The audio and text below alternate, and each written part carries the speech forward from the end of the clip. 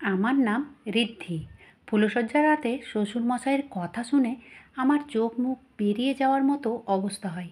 কারণ সেদিন রাতে আমার বরের সঙ্গে শ্বশুরমশাইও ঘরের ভেতরে এলেন এবং আমার সামনেই তার ছেলেকে বললেন, বাবা, তুই এবার বৌমার সঙ্গে রঙ্গরস শুরু কর, আর আমি বসে বসে দেখব, মজা নিব, আর তোদের ফুলশয্যার রাত আমি ক্যামেরার মধ্যে বন্দি করে রাখব। ওই সময় শ্বশুরমশাইয়ের মুখ থেকে এই উদ্ভট কথা শুনতেই আমি বেহুঁশ হয়ে যাই। কারণ ছেলে ও বৌমার মাঝের শারীরিক সম্পর্ক দেখার উৎসাহ একটা প্রকৃত বাবার মধ্যে কিভাবে হতে পারে? এটা শুনে আপনারাও নিশ্চয় অবাক হয়ে যাচ্ছেন যে একজন জন্মদাতা বাবা কিভাবে এত অশ্লীলতা করতে পারেন তার ছেলে বৌমার সঙ্গে। আমার সঙ্গে ঘটে যাওয়া এই সত্য ঘটনাটি শুনে আপনাদেরও আত্মা কেঁপে উঠবে।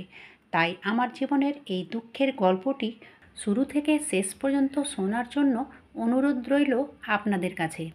আমি একটি ছেলেকে ভীষণ ভালোবাসতাম। যে ছেলেটিকে ভালোবাসতাম সেই ছেলেটির সঙ্গে দুর্ভাগ্যবশত আমার বিবাহ সম্পন্ন হয়নি। আমার বিয়ে আমার বাবা মায়ের পছন্দের এক ছেলের সঙ্গে হয়েছিল। তারপর বিয়ের পরে জানি না কেন আমার বর সারাক্ষণ বিচালিত থাকতো আমার সঙ্গে নিজের মনের স্বাদ মেটানোর জন্য। সে পাগলের মতো সারাক্ষণ আমাকে নিয়ে টানাটানি করতো বিছানায় যাওয়ার জন্য। এমনকি আমার বরের অতিরিক্ত নোংরামির জন্য শ্বশুর শাশুড়িও লজ্জিত হয়ে নিজেদের ঘরে ঢুকে থাকতেন। বিয়ের পরে তো বরের এই অতিরিক্ত রোমাঞ্চকর আচরণ খুব ভালো লাগতো, কিন্তু ধীরে ধীরে জানি না কেন আমার কিন্তু বরের এই ধরনের আচার আচরণে সন্দেহ হতে শুরু হয়। বিয়ের পরে কোনো মেয়ে যখন তার বরের কাছে অতিরিক্ত ভালোবাসা, আদর ও সম্মান পায়, তখন সে মেয়েটির মনে একটা ভরসা ও বিশ্বাস জেগে ওঠে যে সে একটা ভালো জীবনসঙ্গী পেয়েছে। সেই রকমভাবে প্রথমে তো বরের আদর ও ভালোবাসা পেয়ে আমিও সেটাই ভেবেছিলাম যে আমার বর আমাকে ভীষণ ভালোবাসে। কিন্তু আমার সঙ্গে যা হয়েছিল সেটা শুনে তো আপনাদেরও আত্মা কেঁপে উঠবে। কারণ মানসিক দিক দিয়ে একটা সুস্থ সবল মানুষ তার নিজের স্ত্রীর সঙ্গে কিভাবে এত বড় নোংরামি করতে পারে? আমার বরের নাম শিবলী। আমার বর অনলাইনের কাজ করত এবং সে তার বাবা মায়ের একমাত্র সন্তান। আসলে আমার বর আমাকে পছন্দ করে বিয়ে করেছিল। বিয়ের আগে আমার অনলাইনের কোনো কাজ থাকলে আমার বরের দোকানে গিয়ে করতাম এবং আমাকে প্রথম দেখাতেই নাকি বর আমাকে পছন্দ করে ফেলেছিল। কিন্তু বিয়ের আগে বরের প্রতি আমার মনে তো কোনো রকম কিছুই ছিল না। কারণ আমি তো রমন নামের একটি ছেলেকে ভালোবাসতাম এবং রমনও আমাকে ভীষণ ভালোবাসতো। এবং আমি যে রমনকে ভালোবাসতাম সেই কথাটা আমার বাবা মা জানতো। এমনকি আমার বাবা মা বলে দিয়েছিল যে আমার বিয়ে নাকি রমনের সঙ্গে কোনো মতেই দিবে না, কারণ রমন তখনও কোনো কাজে নিযুক্ত ছিল না এবং রমন অনাথ ছিল। এই জন্যই আমার বাবা তার সঙ্গে আমার বিয়ে দিতে রাজি হয়নি এবং রমন তখন বেকার ছিল। তারপর একদিন আমার বর তার বাবা মাকে আমাদের বাড়িতে তার সঙ্গে আমার বিয়ের সম্বন্ধ নিয়ে পাঠায়। যদিও বা আমি এই বিয়েতে রাজি ছিলাম না, তাই আমি বিয়ের আগেই আমার বরকে বলেছিলাম যে আমি রমন নামের একটি ছেলেকে ভালোবাসি। কিন্তু সব কিছু জানার পরেও আমার বর আমাকে বিয়ে করতে রাজি ছিল। আমার বাবাকে অনেক বোঝানোর পরেও আমার বিয়ে রমনের সঙ্গে দেয়নি।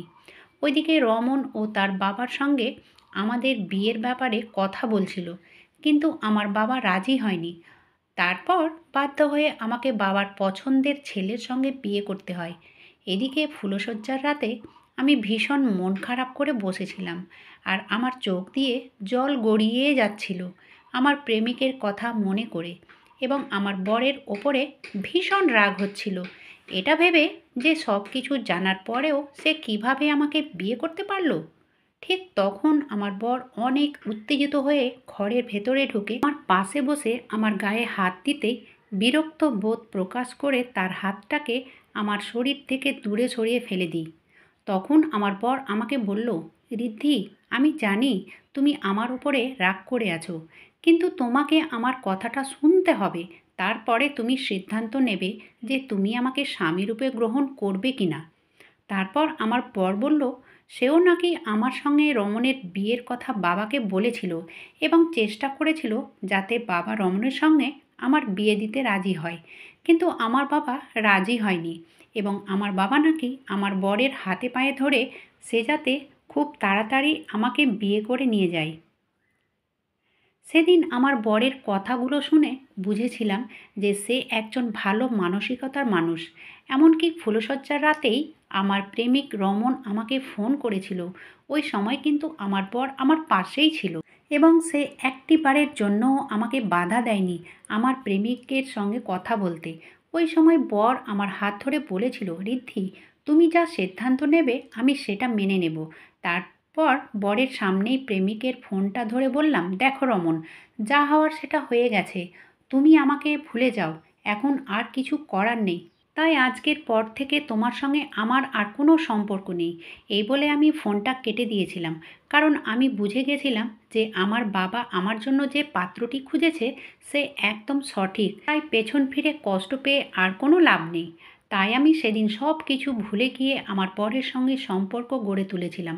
বরের ভদ্র আচরণ, মিষ্টি মিষ্টি কথা ও তার আমার প্রতি অনেক ভালোবাসা সব কিছু আমাকে আকর্ষিত করেছিল তার কাছে যেতে। তারপর সেদিন সব কিছু ভুলে গিয়ে বরের উপহার দেওয়া সেই ছোট্ট পোশাকটি পরে বরের সামনে এসেছিলাম এবং আমার সমস্ত লজ্জা ও আগের দিনগুলো ভুলে গিয়ে বরের সঙ্গে সারা রাত সম্পর্কে জড়িত ছিলাম। পরের দিন সকালবেলায় শ্বশুরবাড়িতে আমার প্রথম দিন ছিল। তাই সকাল সকাল স্নান করে পবিত্র হয়ে ভেবেছিলাম সবার জন্য মিষ্টি কিছু রান্না করব। কিন্তু সকালবেলায় খাবারের টেবিলে যেতেই আমার শ্বশুরমশাই আমাকে ও আমার বরকে দেখে রাগ করে খাবারের টেবিল থেকে উঠে বাইরের দিকে চলে যায়। আমি তখন অনেক বেশি ভয় পেয়ে ঘাবড়ে গিয়ে শাশুড়ি মাকে জিজ্ঞেস করলাম যে আমি কি কিছু ভুল করেছি যার জন্য কি বাবা রাগ করে বাইরে চলে গেছে। শাশুড়ি তখন আমাকে হেসে বলেছিল শ্বশুরমশাই নাকি পছন্দ করেন না মেয়ে ও বউদের মাথায় কাপড় ছাড়া শ্বশুর শাশুড়ির সামনে ঘুরে বেড়ানো। আমি তো প্রথমে ভাবতেই পারিনি যে আমি যাদেরকে এত আধুনিক ও খোলামেলা স্বভাবের মনে করেছিলাম তারাও এই ছোটোখাটো কথাগুলো নিয়ে রাগারাগি করে। যাই হোক, অন্যদিকে আমি এটা ভেবে খুশি ছিলাম যে আমার শ্বশুর শাশুড়ি আধুনিক হওয়ার সাথে রীতিনীতি ও পরম্পরা, বাড়ির বউদের মান সম্মান এই সব কিছুতে বিশ্বাসী ছিলেন। কিন্তু ভেবে দেখেছেন বাড়ির বউদের যখন এই বিশ্বাসটাই ভেঙে যাবে তখন কী অবস্থা হবে? আমার সঙ্গেও ঠিক সেটাই হয়েছিল। ওইদিকে আমার বিয়ে হতে ১ সপ্তাহ হয়ে যাওয়ার পরে একদিন হঠাৎ করে আমার প্রেমিক শ্বশুরবাড়ির গেটের সামনে দাঁড়িয়েছিল আমার সঙ্গে দেখা করার জন্য। সেদিন আমি যখন সেজেগুজে তৈরি হয়ে বর ও শ্বশুর শাশুড়ির সঙ্গে ঘুরতে যাওয়ার জন্য বেরোচ্ছিলাম, ঠিক ওই সময় আমার প্রেমিক আমাকে দেখতে পায়। আমার শ্বশুর শাশুড়ি ও বরের সামনে হাত জোড় করে বলেছিল সে নাকি আমার সঙ্গে দুটো কথা বলতে চায়। কিন্তু আমি পরিষ্কার ভাষায় আমার প্রেমিককে বলে দিয়েছিলাম সে যাতে আর কোনো দিন আমার সামনে না আসে। তারপর আমার বর ও শ্বশুরমশাই ঘাড় ধাক্কা দিয়ে রমনকে সেখান থেকে তাড়িয়ে দিয়েছিল। বিয়ের পরে তো আমার বর সারাক্ষণ আমার সঙ্গে চিপকে লেগে থাকতো। এমনকি আমার নিজেরই লজ্জা লাগতো বরের সারাক্ষণ আমার সঙ্গে থাকার কারণে এবং আমি তাকে বারণ করতাম সে যাতে শ্বশুর শাশুড়ির সামনে অন্ততপক্ষে আমার সঙ্গে না থাকে।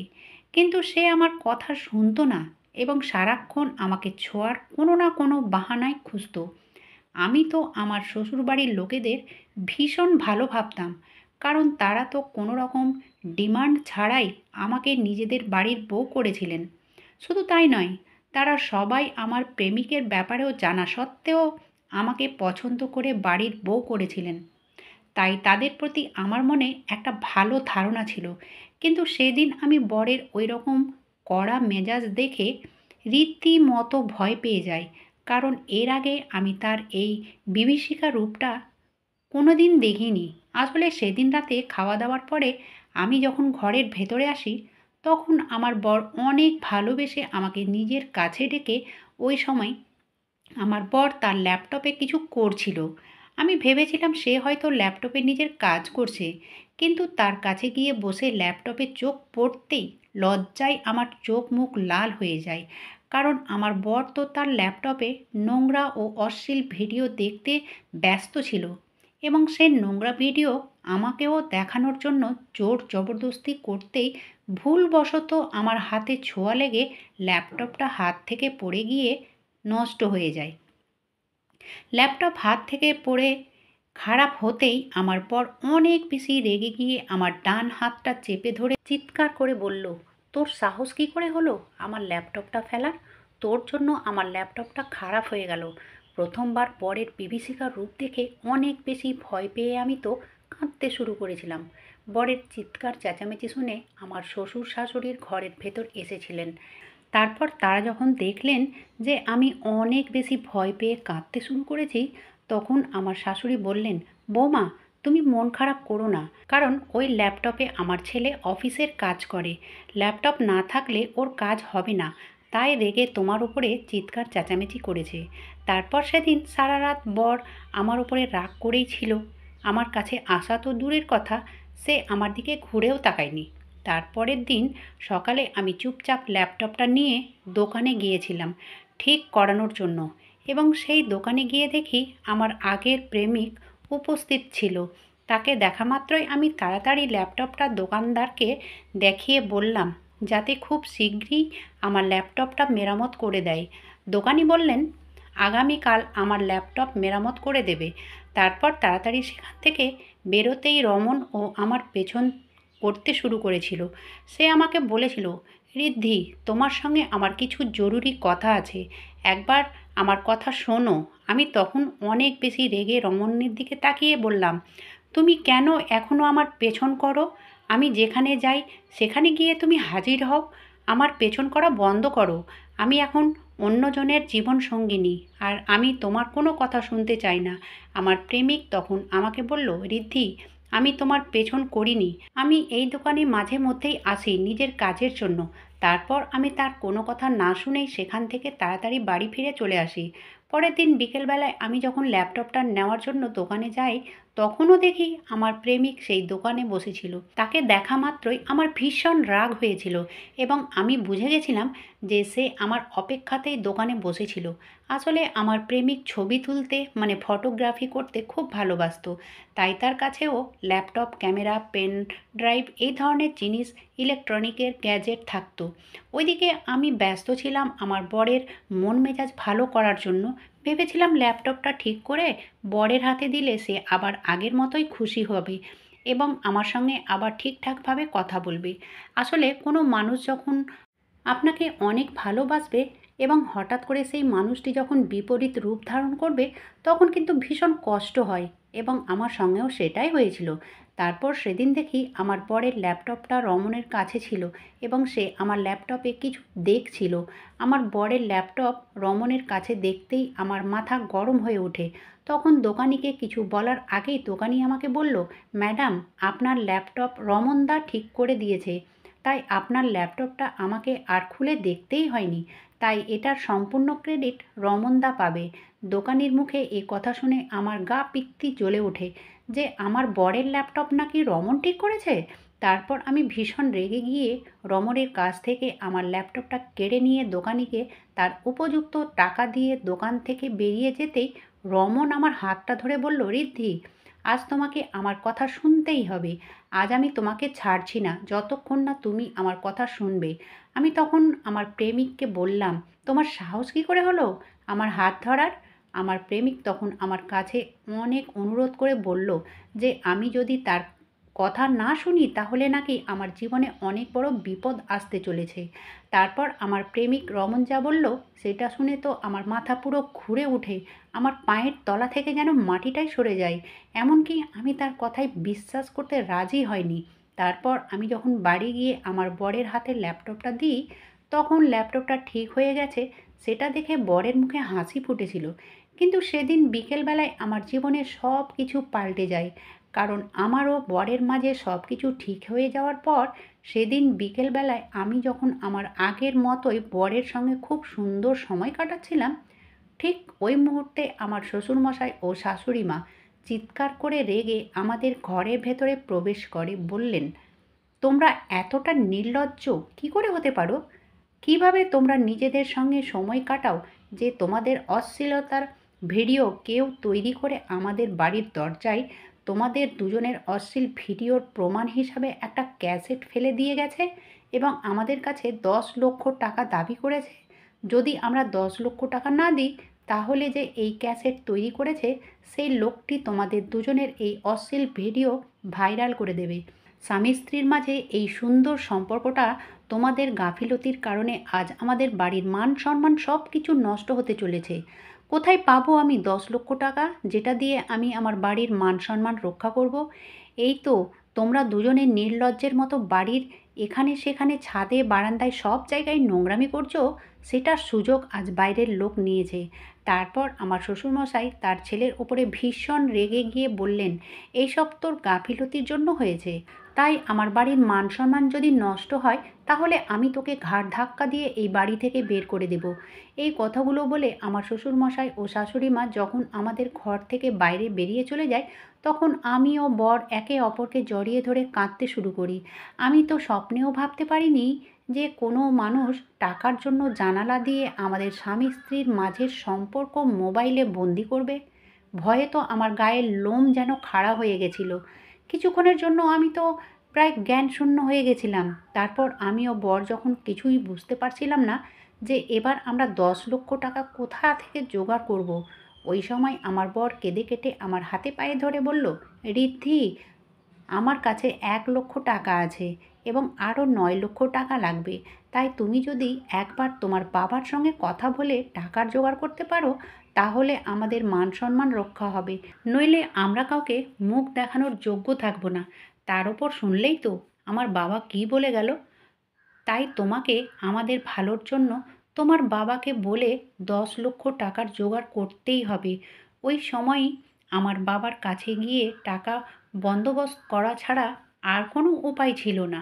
তারপর সেদিন বরের কথা শুনে যখন আমি নিজের বাবার বাড়ি যাওয়ার উদ্দেশ্যে রওনা দিই, তখন রাস্তায় আবার আমার প্রেমিক রমণের সঙ্গে দেখা হয় এবং তাকে দেখা মাত্রই তার উপরে আমার সন্দেহ হয় যে আমার প্রেমিক নিশ্চয়ই আমার সঙ্গে বদলা নেওয়ার জন্য, আমার জীবনটাকে নষ্ট করার জন্য এই ধরনের নোংরা কাজ করেছে। তখন আমি নিজের মনের রাগ চেপে ধরে রাখতে না পেরে রাস্তায় সবার সামনে রমণের জামার কলার ধরে বললাম, তোমার সাহস কী করে হলো আমাদের স্বামী স্ত্রীর মাঝের সম্পর্ক ক্যামেরায় বন্দি করার? আরে নোংরা কাজটা তুমি ছাড়া আর কেউ করতে পারে না। ওই সময় আমার প্রেমিক আমাকে কোনো উত্তর না দিয়ে আমার হাতটাকে চেপে ধরে একটা নির্জন জায়গায় নিয়ে গিয়ে আমার মুখে নিজের হাতটা চেপে ধরে বলল, ঋদ্ধি, আজ তুমি একটাও কথা বলবে না। আজ আমি বলবো আর তুমি সব সত্যি কথাগুলো শুনবে, যে তোমার শ্বশুরবাড়ির লোকেরা কতটা অপদার্থ, নীচ, অসৎ ও জঘন্য। সেদিন আমি তোমাকে অনেক বলার চেষ্টা করেছিলাম, কিন্তু তুমি আমার কথা শোনোনি। তারপর আমার প্রেমিক যা বলল, সেটা শুনে তো আমার মাথায় যেন আকাশ ভেঙে পড়ল। আমার চোখ মুখ পুরো লাল হয়ে গেল। কারণ সেদিন আমি যখন বরের ল্যাপটপটা ঠিক করানোর জন্য ওই দোকানে গিয়েছিলাম, তখন ওই দোকানির বদলে রমন আমার ল্যাপটপটা ঠিক করে দিয়েছিল এবং ওই ল্যাপটপ ঠিক করার পরে রমন দেখেছিল যে কিভাবে আমার বর আমাদের স্বামী স্ত্রীর মাঝের সেই সুন্দর শারীরিক সম্পর্কের মুহূর্তগুলো নিজের ল্যাপটপে সেভ করে রেখেছিল। আর আমার বরের এই কুকর্মের ব্যাপারে আমি তো কিছুই জানতাম না, যে সে কিভাবে বা কখন আমাদের শারীরিক সম্পর্কের মুহূর্তগুলো ক্যামেরায় বন্দি করেছিল, যেটা কখনোই করা উচিত নয়। এবং আমি রমনের কথা বিশ্বাস করতে বাধ্য ছিলাম, কারণ রমন নিজের মোবাইলে এটা ক্যাপচার করেছিল এবং সে নিজের মোবাইলে ভিডিও রেকর্ডিং খুলে আমাকে দেখিয়েছিল যে আমার বরের ল্যাপটপ থেকে কিভাবে ওই ফাইলটা বের করে সব কিছু দেখেছিল। তখন আমি রমনের কথা বিশ্বাস করতে বাধ্য হয়েছিলাম এবং আমার চোখের সামনেই সব সত্যিটা ছিল, যে এই সব কিছুর পেছনে আমার বরের হাত ছিল। এবং এই সত্যি কথাটা বলার জন্যই সেদিন রমন আমার কাছে অনেক অনুরোধ করেছিল তার কথা শোনার জন্য। কিন্তু আমি সেদিন তাকে কোনো গুরুত্ব না দিয়ে চলে এসেছিলাম। কিন্তু আমার বর তো আমাকে ভালোবাসার দাবি করত, তাহলে সে কেন আমার সঙ্গে এত বড় বিশ্বাসঘাতকতা করেছিল? এর সত্যটা জেনে আপনাদেরও মাথা ঘুরে উঠবে। আসলে এই সব কিছুর পেছনে শুধু আমার বরের নয়, আমার শ্বশুরমশাইয়ের হাত ছিল এবং উনিই নিজের ছেলের সঙ্গে মিলে এই কুকর্মগুলো করেছিলেন। আমাদের স্বামী স্ত্রীর মাঝের ওই গুপ্ত সম্পর্ক আমার শ্বশুরমশাই আমাদের ঘরের জানালার বাইরে দিয়ে সব কিছু নিজের চোখে দেখে ক্যামেরায় বন্দি করত। ছি! মানুষ এতটা নির্লজ্জ, নীচ ও জঘন্য কিভাবে হতে পারে? যে ছেলের ও বৌমার মাঝের সম্পর্ক শ্বশুর হয়ে কিভাবে সব কিছু নিজের চোখে দেখে ক্যামেরায় বন্দি করতে পেরেছিল? ছি! একজন বাবা হয়ে কিভাবে নিজের ছেলের সঙ্গে মিলে এই জঘন্যতম কাজগুলো করতে পেরেছিল? শুধু কিনা টাকার জন্য নিজের বাড়ির বউয়ের মান সম্মান বিক্রি করতেও তাদের দ্বিধাবোধ হয়নি। আর এই সব কিছু আমার বর আগে থেকেই জানতো, কিন্তু সেও টাকার জন্য আমার সঙ্গে ভালোবাসার নাটক করেছিল। আসলে সেদিনের পর থেকে রমণের কথা শুনে আমি কিন্তু আমার বর ও শ্বশুরমশাইয়ের ওপরে নজর রাখতে শুরু করেছিলাম, এবং ওই দিন সব কিছু জানতে পারার 4 দিন পরেই আমি যখন সেদিন রাত্রিবেলায় শুয়েছিলাম, তখন অর্ধেক রাতে মনে হলো আমার বর ঘরের দরজা খুলে বাইরের দিকে গেল। আমিও তখন সুযোগ বুঝে বরের পেছন করেছিলাম। তারপর দেখলাম সে তার বাবা মায়ের ঘরের ভেতরে ঢুকে পড়ল। আর এই ব্যাপার আমি তাদের বুঝতেই দিইনি যে আমি তাদের ওপরে সন্দেহ করতে শুরু করেছি, বা আমি তাদের ওপরে নজর রাখতে শুরু করেছি। তারপর আমার বর যখন তার বাবা মায়ের ঘরের ভেতরে ঢুকে পড়ে, তখন আমি নিজের হাতে মোবাইল নিয়ে দরজার ফাঁক দিয়ে তাদের সমস্ত কথাগুলো রেকর্ডিং করেছিলাম, এবং সেদিন তাদের সব সত্যিটা আমার চোখের সামনেই ছিল। তাদের সবার নোংরা চেহারা আমার চোখের সামনেই ছিল। ওই সময় আমার শ্বশুরমশাই তার ছেলের পিঠে হাত বুলিয়ে বলেছিল, আমাদের 10 লক্ষ টাকা পাওয়ার স্বপ্ন খুব তাড়াতাড়ি পূরণ করবে তোর বউ। তার জন্য তোকে তোর বউয়ের সামনে আরও বেশি করে ন্যাকা কান্না কাঁদতে হবে, এবং তোকে আরও বেশি করে ভালোবাসার নাটক করতে হবে, যাতে বৌমা তোর ভালোবাসায় অন্ধ হয়ে তার বাবার কাছ থেকে 10 লক্ষ টাকা নিয়ে আসতে বাধ্য হয়। এমনকি আমার শাশুড়ি মা ও তার ছেলে ও স্বামীর সঙ্গে জড়িত ছিল, এবং তারা 3জন মিলে আমার অশ্লীল ভিডিও তৈরি করে আমার বাবার কাছ থেকে 10 লক্ষ টাকা হাতানোর অপরাধ করেছিল। সব কিছু যখন আমার চোখের সামনে ছিল, তখন আর বেশি দেরি না করে ওই রেকর্ডিংটা তাড়াতাড়ি রমনকে পাঠিয়েছিলাম, এবং বলেছিলাম সে যাতে শীঘ্রই পুলিশকে সঙ্গে নিয়ে আমার বাড়িতে চলে আসে। তারপর সেদিন অর্ধেক রাতেই রমন আমার বাবার কাছে গিয়ে আমার শ্বশুরবাড়ির লোকেদের ব্যাপারে সব কিছু সত্যি কথা বলেছিল। তারপর আমার বাবা ও রমন যখন আমার শ্বশুরবাড়িতে পুলিশ নিয়ে আসে, তখন তারা স্বচক্ষে দেখতে পায় যে আমার শ্বশুরবাড়ির লোকেরা কিভাবে আমার ওপরে মারধর শুরু করেছিল। এটা জেনে যে আমি তাদের সব সত্যি জেনে গেছি। তারপর আমার সঙ্গে এত বড় অন্যায় করার অপরাধে আমার শ্বশুরবাড়ির লোকেদের জেল হয়েছে। সেদিন আমার বাবা আমার কাছে ক্ষমা চেয়েছিল, আমার ভালোবাসার বিপক্ষে গিয়ে জেদ করে অন্য একজন ছেলের সঙ্গে আমার বিয়ে দেওয়ার জন্য। আমার বাবা আমার ওপর রাগ করে আমার বিয়ে অন্য ছেলের সঙ্গে দেয়, এবং যার পরিণাম আজ আমার সঙ্গে এতটা খারাপ হয়েছে। কোনো একজন ছেলেকে ভালোবেসে বিয়ে করা কোনো ভুল কাজ নয়, কিন্তু রাগ করে বা রাগের মাথায় ভুল সিদ্ধান্ত নেওয়া, তাড়াহুড়ো করে নিজের মেয়ের বিয়ে দেওয়াটাই হচ্ছে ভুল কাজ। আমার বরের সঙ্গে আমার ডিভোর্স হয়ে যাওয়ার পরে রমন আমাকে বিয়ে করার প্রস্তাব দিয়েছিল, এবং সেটা দেখে আমার বাবা রমনের কাছে খুব কৃতজ্ঞ ছিল। কিন্তু আমি যেহেতু ভেতর থেকে ভেঙে পড়েছিলাম, তাই আমার প্রেমিককে বলেছিলাম যে আমাকে কিছু দিনের সময় দিতে হবে, যাতে আমি নিজেকে একটু সামলে নিতে পারি। সেদিন বাবা আমার প্রেমিক রমনকে জড়িয়ে ধরে অনেক কেঁদেছিল ও তার কাছে ক্ষমাও চেয়েছিল। বন্ধুরা, আজকের গল্পটি এখানেই শেষ করছি। গল্পতে কোনো ভুল ত্রুটি থাকলে ক্ষমা করে দেবেন। গল্পটি ভালো লাগলে অবশ্যই লাইক, শেয়ার, সাবস্ক্রাইব করতে ভুলবেন না। আপনারা সবাই ভালো থাকুন, সুস্থ থাকুন। ধন্যবাদ।